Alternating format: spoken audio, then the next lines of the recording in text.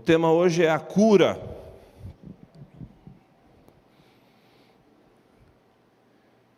No dia 21 de agosto eu falei aqui um pouquinho sobre ídolos modernos. Está aí no site, está no YouTube da nossa igreja. Mas hoje nós vamos falar um pouquinho sobre a cura, necessidade da cura. Mateus capítulo 1, os versos 40 a 42. Você me empresta a sua Bíblia? Mateus capítulo 1, 40 a 42.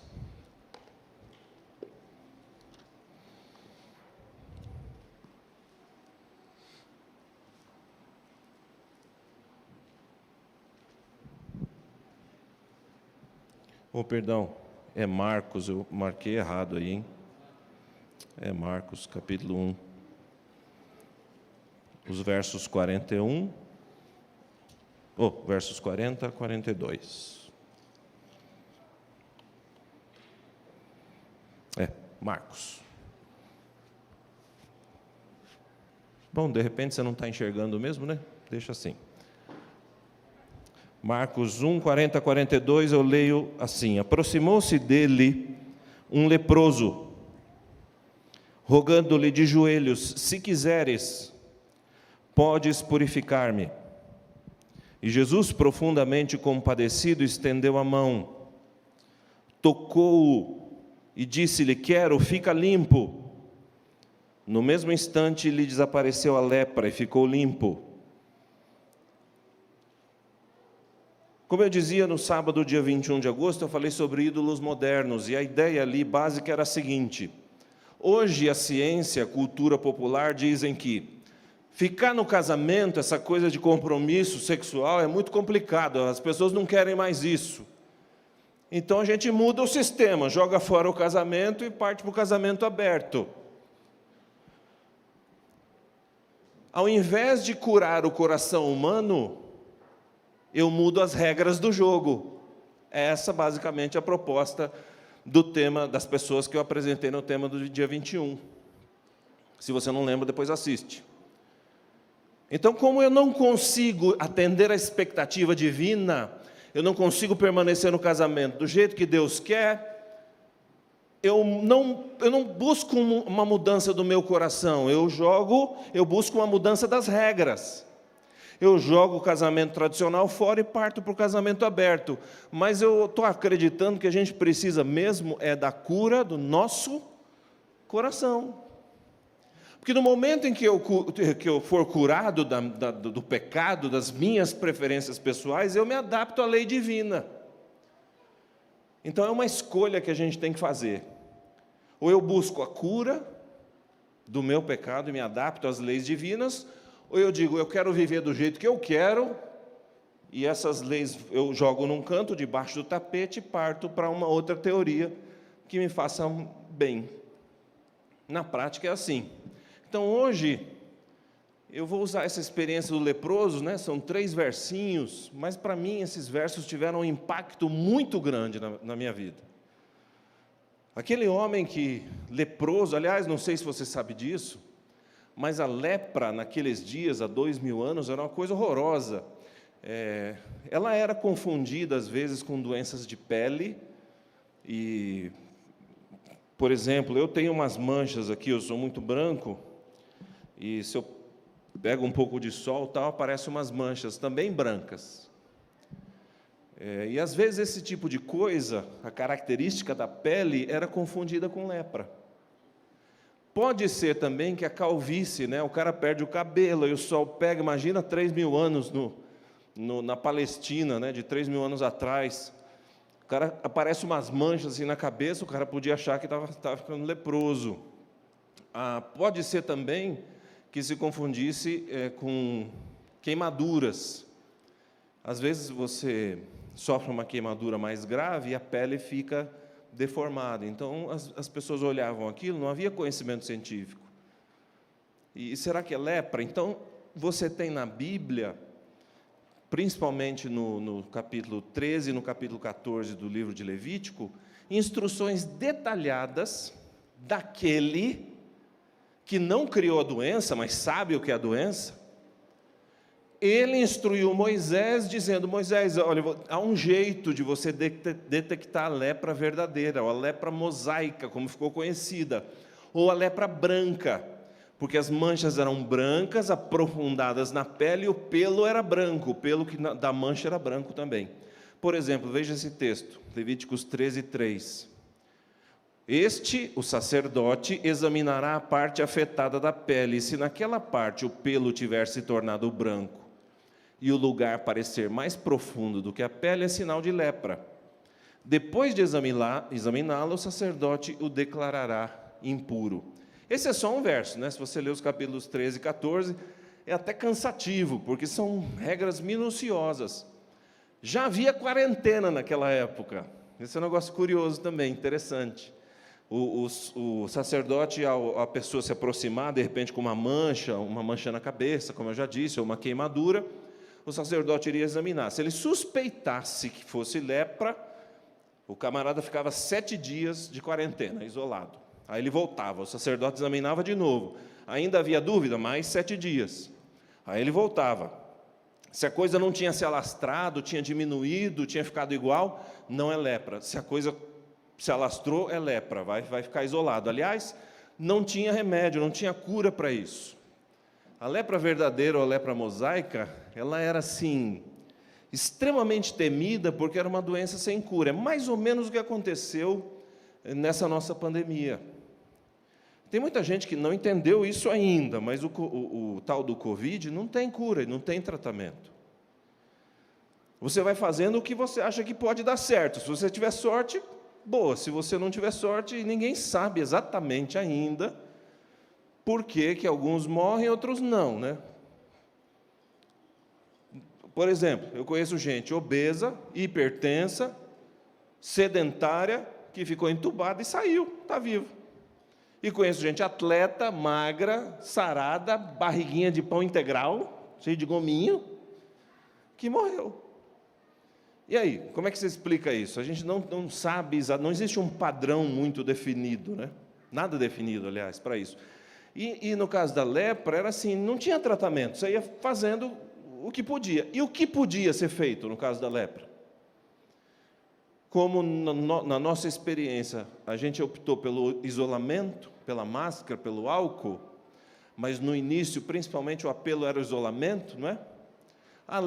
Com a lepra acontecia a mesma coisa. O único tratamento possível, o único recurso era o isolamento. Isso não poupava ninguém, tá? Sou o rei. Azar seu, cara. Você sabe que esse, acho que era o único momento em que o monarca não mandava em nada. Não tinha opção. Se o monarca fosse decretado ali, fosse diagnosticado pelo sacerdote com lepra, ou mesmo se ele não fosse membro ali do povo de Israel, não sei como isso funcionava nas outras culturas, mas na cultura israelita não tinha o que fazer. Perde o trono, vai ficar longe de todo mundo. A única companhia possível para um leproso eram outros leprosos. Então você imagina você do dia para a noite descobrir que você não pode mais abraçar ninguém, beijar ninguém, estar perto dos seus filhos, dos seus parentes, dos seus amigos, nunca mais, porque esse troço não tem cura. No dia em que o sacerdote olhasse para você e dissesse: você está com lepra, estava decretada a sua morte sozinho e longe de tudo que você sempre amou. Por isso a lepra era um negócio extremamente temido. Ih, sumiu, voltou. Agora, aquele homem tinha alguns obstáculos para a cura. Marcos não dá os detalhes, não é? Mas a gente imagina. Por exemplo, não sei se você sabe disso, mas no momento em que aquele sujeito decide se aproximar de Jesus, fazia 800 anos que não se ouvia falar de cura de lepra. O último caso tinha sido Naamã. Lembra de Naamã?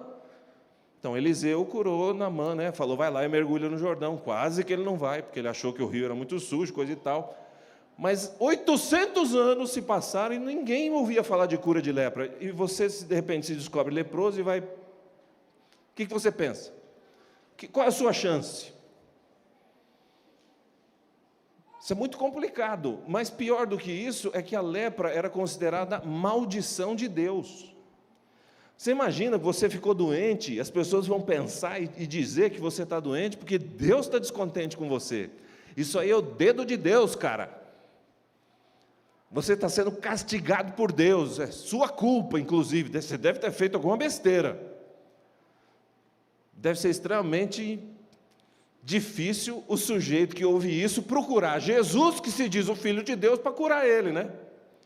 Se eu estou sendo castigado por Deus, como é que eu vou me aproximar de Jesus, o Filho de Deus? Não faz sentido. Por isso, a gente tem que ter cuidado com o conceito que a gente faz de Deus.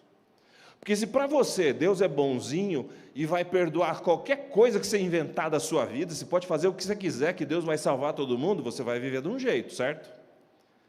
Se você acha que Deus é um tirano, e que se você der um passo fora da curva, Ele vai te fulminar e ainda vai rir, ainda vai pisar em cima das cinzas, você vai se comportar de outro modo. É importantíssimo você definir pela palavra de Deus, como é este Deus no qual você acredita. Porque é isso que vai definir a forma que você vai viver. Mas o terceiro obstáculo para ele buscar a cura, possivelmente, seja ou tenha sido a multidão. A lei dizia o seguinte: você que é leproso não pode se aproximar das pessoas. Se aproximar, pedra em você. E eles têm razão de fazer isso. Dá-lhe pedrada, porque se você se aproximar, você pode me contaminar. Então, a lei diz assim, não adianta reclamar. Ficou leproso, vai ficar sozinho. O leproso era considerado imundo. Não era doente, era imundo. Eles eram orientados a, enquanto andavam por aí, se eles vissem um grupo de pessoas, e eles iam passar por ali, eles tinham que gritar de longe, ramê, ramê, que quer dizer imundo, imundo, porque as pessoas já saberiam e se afastariam. O hálito de um leproso era considerado venenoso. Então, ele não podia se aproximar da multidão. E possivelmente, quando ele viu Jesus, Jesus estava cercado de gente. Jesus sempre estava cercado de pessoas. E eu queria que você me acompanhasse aqui nessa leitura do Desejar a Todas as Nações, na página 178. É bonito demais, então eu decidi não falar, mas vou ler com você. O leproso é guiado ao Salvador. Jesus está ensinando à margem do lago, e o povo reunido ao seu redor. Ficando à distância, apanha algumas palavras dos lábios de Jesus. Observa-o a colocar as mãos sobre os enfermos. Vê o coxo, o cego, o paralítico e os que estavam a perecer de várias moléstias erguerem-se com saúde, louvando a Deus por seu livramento. A fé se lhe fortalece no coração, aproxima-se mais e mais ainda da multidão reunida. As restrições que lhe são impostas, a segurança do povo, o temor com que todos o olhavam, tudo foi esquecido. Pensa tão somente na bendita esperança da cura. Este doente oferece um repugnante espetáculo. A moléstia fizera terríveis incursões. É horrível ver-se-lhe o corpo em decomposição. Ao avistá-lo, o povo recua apavorado. Comprimem-se uns contra os outros, a fim de escapar-lhe ao contato. Alguns tentam impedi-lo de se aproximar de Jesus, mas em vão. Ele não os vê, nem os ouve. Suas expressões de repugnância não o atingem. Ele vê unicamente o Filho de Deus, não escuta senão a voz que comunica vida ao moribundo. Avançando para Jesus, atira-se-lhe aos pés com o grito: Senhor, se quiseres, podes tornar-me limpo. Quais são os meus obstáculos para se aproximar de Jesus, ou os seus? Talvez você não tenha notícia de um crente verdadeiro, e as pessoas que você mais admirava já te decepcionaram, e eu posso ser uma delas, eu sei disso. Porque uma coisa que as pessoas não entendem é que todos nós que estamos aqui, inclusive eu, somos humanos e erramos feio. Mas às vezes a gente se apega nisso. Faz muito tempo que eu não vejo um crente de verdade, como se eu tivesse condições de saber o que é um crente de verdade, né? Porque se eu nunca vi, como é que eu sei quem é? Não é um crente de verdade nas minhas expectativas, isso você pode dizer. Mas às vezes isso desanima as pessoas para não se aproximarem de Jesus, e é um erro. E eu já fui pressionado por isso, claro que fui, assim como você. Outra barreira que a gente pode ter para não querer se aproximar de Jesus. Talvez você ache que você é muito sujo ou muito suja. Ou talvez você se ache muito santo ou muito santa, o que é pior. Porque quem é muito santo não precisa de Jesus, embora não entenda isso claramente. Ou você se acha muito sujo ou muito santo. As duas coisas são problemáticas. Eu tenho que ler a Bíblia, reconhecer que sou pecador e que preciso dele. Essa é a fórmula. Mas isso pode ser uma barreira. E a terceira barreira é a multidão. Eu não sei se esse negócio está falhando. A multidão funciona assim. Talvez seja um parente que ri de você quando você diz, eu vou à igreja. Talvez sejam seus amigos ou amigas. Talvez seja alguém do seu trabalho, talvez, eu não sei, alguém... A multidão está espalhada por aí. Às vezes pode ser até gente que vem a essa igreja e está aí sentado do seu lado, que depois do culto vai dizer para você todos os defeitos que ele viu no sábado de manhã e te impede de se aproximar de Jesus. Multidão é perigosa. Até porque a mesma multidão que te aplaude hoje, te apedreja amanhã. Não dá para confiar na multidão, a gente fica criança na multidão.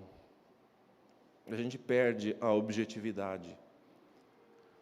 Cuidado, porque você terá, assim como aquele homem, e eu terei os meus obstáculos para definitivamente me aproximar de Jesus. Mas quando ele se coloca de joelhos ali e diz, Senhor, se quiseres, podes purificar-me, veja o que acontece, desejado todas as nações, 1:7-8. Jesus replicou, eu quero ser limpo, e pôs-lhe a mão em cima. Acho que as pessoas começaram a pensar, Jesus é louco mesmo, vai tocar um leproso. Acontece o seguinte, que Deus não se contamina com você nem comigo. Você e eu podemos ser os piores. A gente pode até ser fariseu, o cara que achava que era muito santo, e esse para mim é o pior. Jesus não se contamina nem com os que se acham muito ruins, nem com os que se acham muito santos. Ele se aproxima de todas essas pessoas e as toca. Porque Jesus Cristo não está sujeito à nossa maldade. Ele pode purificar a nossa maldade. E nesse momento que Jesus toca no leproso, operou-se imediatamente uma transformação nele. Sua carne se tornou sã, os nervos sensíveis, firmes os músculos, a aspereza e escamosidade peculiares à lepra desapareceram, sendo substituídas por suave colorido, como o da pele de uma saudável criança. Qual é o paralelo da lepra com o pecado? A lepra era mortal. Hoje não é mais. Hoje existem aí recursos, né? Uns 30 anos atrás eu visitei um hospital de leprosos em Poá, ou Suzano, não lembro bem. Não sei nem se existe ainda. Fui com os jovens da Igreja da Penha, lá onde eu frequentava. A gente podia entrar em alguns lugares, em outros não. Eu imagino o que tinha onde a gente não podia entrar, porque o que eu vi já era assustador. A lepra é mortal, causa muito estrago, assim como o pecado. É que muita gente não se dá conta disso, vai vivendo longe de Deus, do jeito que acha que dá, mas quando vê, é tarde demais. E é mortal. Em termos finais, o pecado como a lepra nos presenteiam com a morte, nada mais. O pecado sempre mata alguma coisa na vida da gente, antes da gente morrer de verdade. Pode matar sua família, sua reputação, seu trabalho, sua saúde. E no fim das contas mata mesmo. A lepra era impossível de ser curada pelo ser humano, e o pecado também.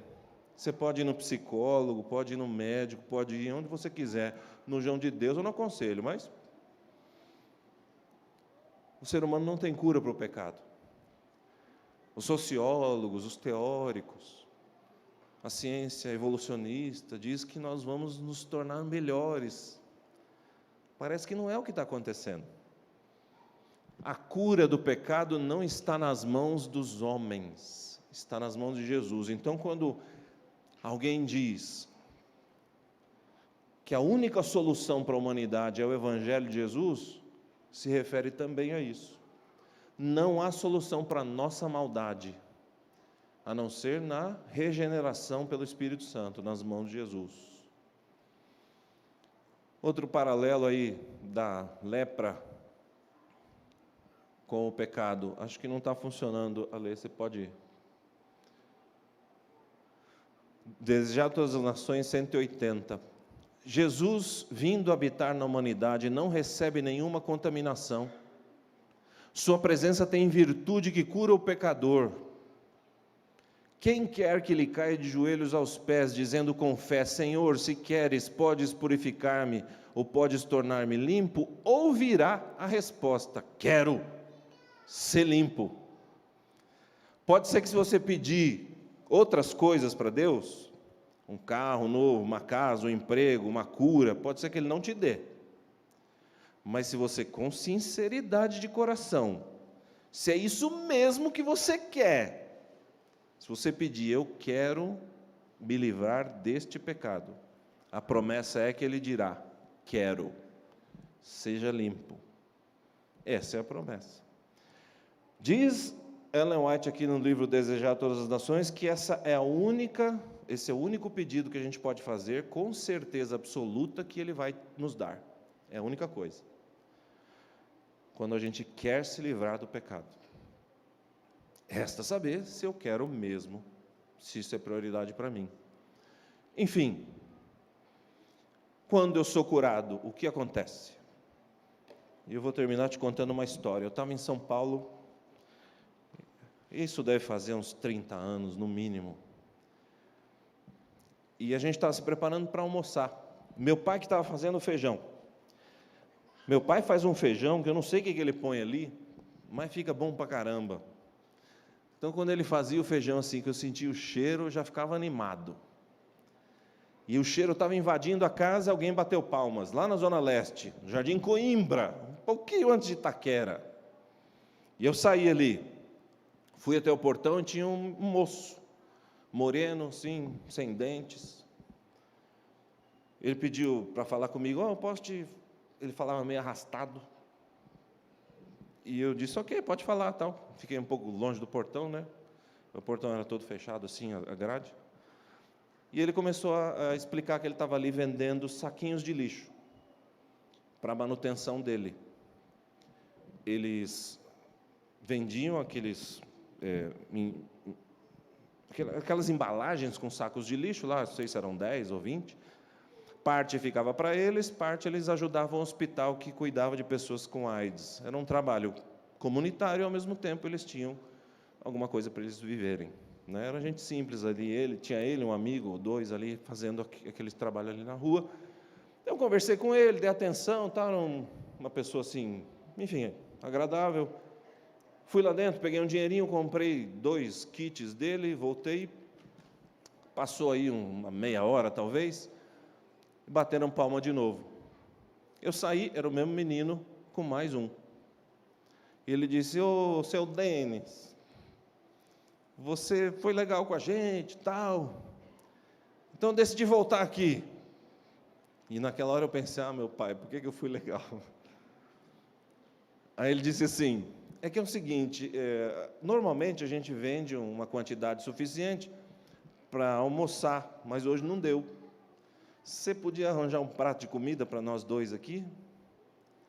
Aí eu fiz o que você nunca deve fazer em São Paulo: convidar alguém que você nunca viu para entrar na sua casa.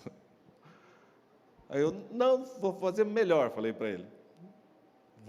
Vocês vão almoçar com a gente, por minha conta e risco. Fui lá dentro, expliquei rapidinho para o papai e para a mamãe, voltei, abri o portão, eles entraram. E eu morrendo de medo, né, de ter feito a pior besteira da minha vida. Eles entraram, sentamos assim no chão da sala, fizemos uma rodinha ali, sentamos, o meu pai serviu ali a comida, a gente se apresentou e ele contou a história dele. Ele disse: olha, eu nasci num lugar muito perigoso, a vizinhança não prestava, eu me envolvi com drogas e para sustentar as drogas comecei a fazer pequenos furtos, depois assaltei mesmo com arma e tal. E contou lá a história dele. Para resumir, ele tinha entrado para a bandidagem, se metido com drogas, era uma vida assim, triste. Ele falou: mas um dia, eu fui na casa do amigo meu, chapadão, tinha dado um tapa na pantera. Eu não tinha entendido esse negócio até há pouco tempo atrás, dando um tapa na pantera. Ele tinha dado um tapa na pantera, tinha enchido a cara de porcaria, e foi na casa de um amigo. Quando ele bateu, o amigo olhou assim e falou: ah, você não tinha virado crente? Não, não, que nada. Então entra aqui que eu tenho um negócio para te falar. E o amigo deles pôs ele ali na sala e ele falou: mas que negócio é esse de você me perguntar se eu virei crente? Não, é que eu tenho uma coisa para te dizer.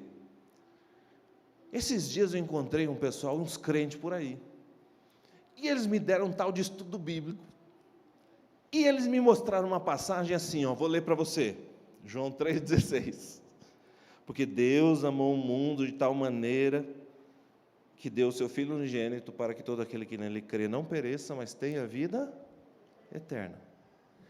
E aí esse menino que estava na minha sala ali disse: Denis, quando ele leu aquele verso, eu nunca, mas nunca tinha ouvido falar nisso.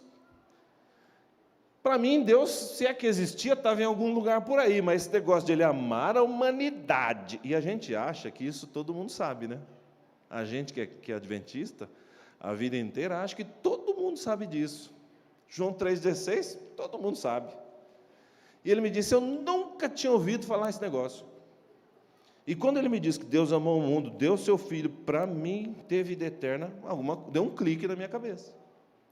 E quando deu clique na minha cabeça, eu disse: eu quero fazer esse tal desse estudo bíblico aí.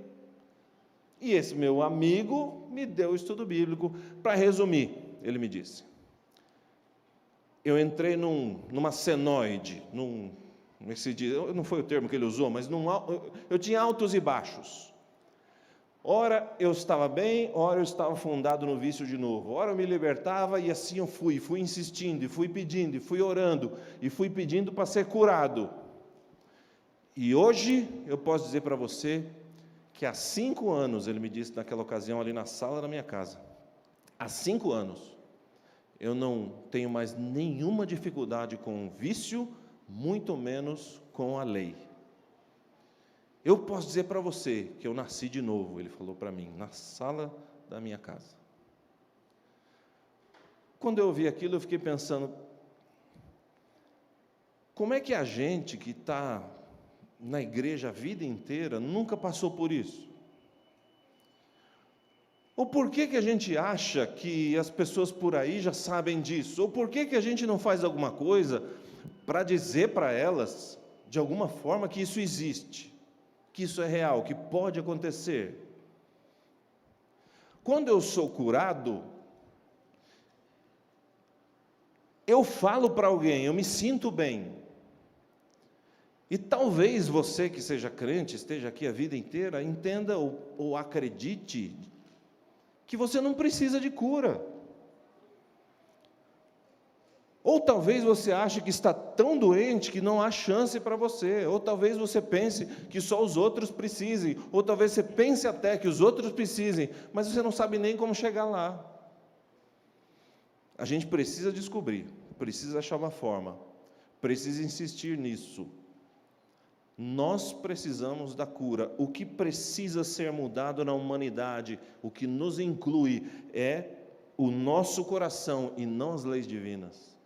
A gente precisa mudar o... Na verdade, a gente não muda, né, o nosso coração, é Ele que muda, mas essa é a nossa necessidade. Hoje o Lucas vai se batizar, e essa é uma demonstração pública de que ele decidiu buscar essa cura. E claro, né, depois que o Lucas se batizar, ele vai ter que continuar buscando essa cura a vida inteira. Porque eu não sei você, mas na minha experiência, cada vez que parece que eu superei uma dificuldade, um problema moral, um defeito de caráter, aparece outro, e eu preciso cuidar disso agora. Então, talvez esse seja o momento para nos estimular, você e a mim, ao ver um batismo, da gente pensar em qual é a minha necessidade de cura hoje? O que eu preciso? Qual é o remédio que eu preciso hoje? O que preciso melhorar? Qual é a minha deficiência? Qual é o meu problema de caráter? Qual é o meu problema de temperamento? O que pode ser feito por mim?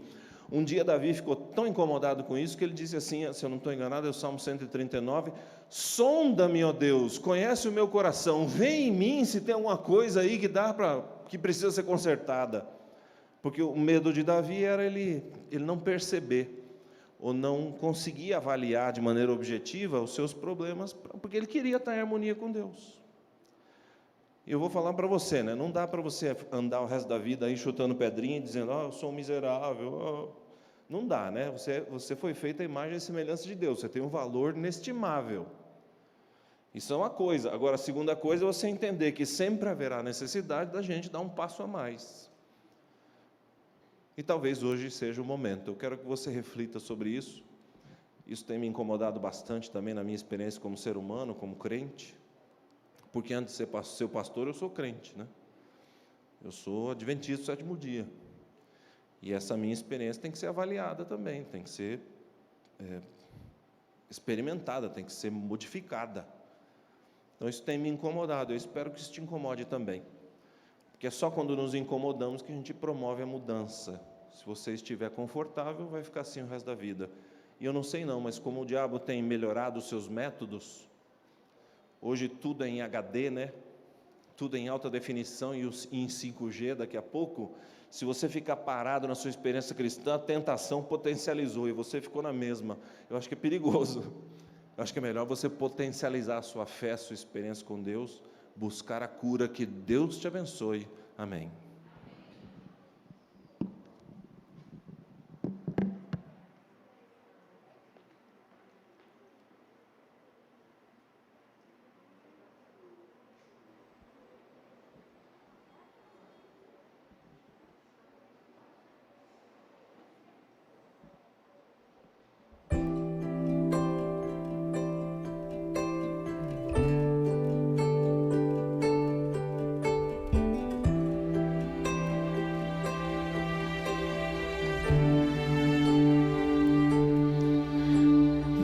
Você que se sente como eu neste momento, com medo de estar longe de Jesus, com medo de negar a sua cruz. Você que olha em volta e não pode abandonar os brilhos que se apagam, os ecos que se perdem, valores que não podem perdurar. Você que sente muito a falta de Jesus, mas sente estar tão longe que não pode mais voltar. E você que, como eu, não sabe como abandonar tudo aquilo que o afasta de Jesus, saiba que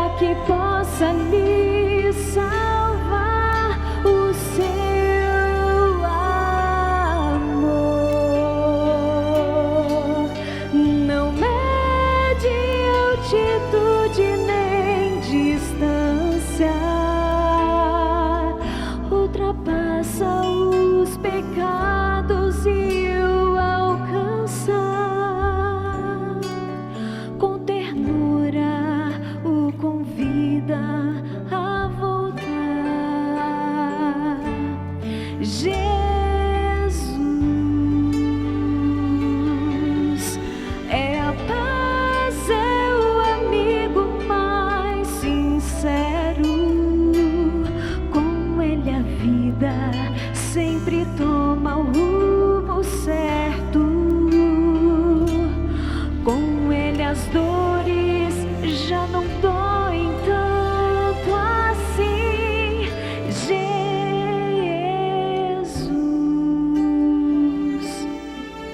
é a voz que sempre chama e não acusa. É o braço aberto que nunca recusa. É o amigo que você vai encontrar.